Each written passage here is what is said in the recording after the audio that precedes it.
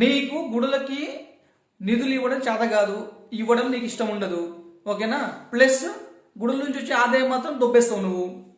అవి తీసుకెళ్ళి మసీదులకి లేకుంటే వాళ్ళ గ్రేవియాలు కట్టుకోనికే నువ్వు వాటికి కేటాయిస్తావు. ఇది నీ మోటో.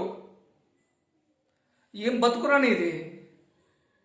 గుడులు వద్దంటే కానీ వాళ్ళ మసీదులు కావాలి, వాళ్ళ సమాధులు కావాలి.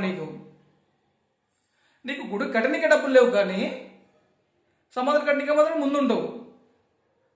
పోయి టోప్ పెట్టుకొని పర్మనెంట్గా అక్కడనే కూడా కింద కట్ చేసుకో, అక్కడనే ఉండుగా పోయి.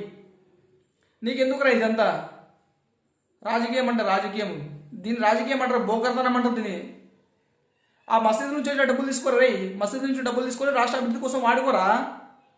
ఈ మాట అంటావా? కింద కూచిపాడి దగ్గర నీది.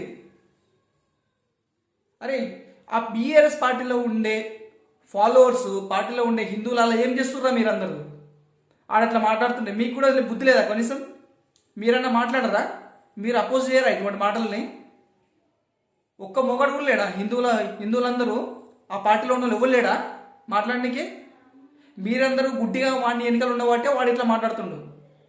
అదే ఒక మాట మాట్లాడని చెప్పు ముస్లిం గురించి, క్రిస్టియన్స్ గురించి, వాళ్ళ ఎన్నికలు ఉన్న వాళ్ళే నీకు కోసిపాడేంటారు కింద. మీరున్నది ఎందుకు? మూసుకొని కూర్చుంటారు మరసంగా. ఏదైతే మన జేబులో కమిషన్లు వస్తున్నాయి కదా, మన దేవుడు అంటే మనకెందుకు, మన ధర్మాన్ని అంటే మనకెందుకు? ఏం బతుకులరా మీవి? ఛీ.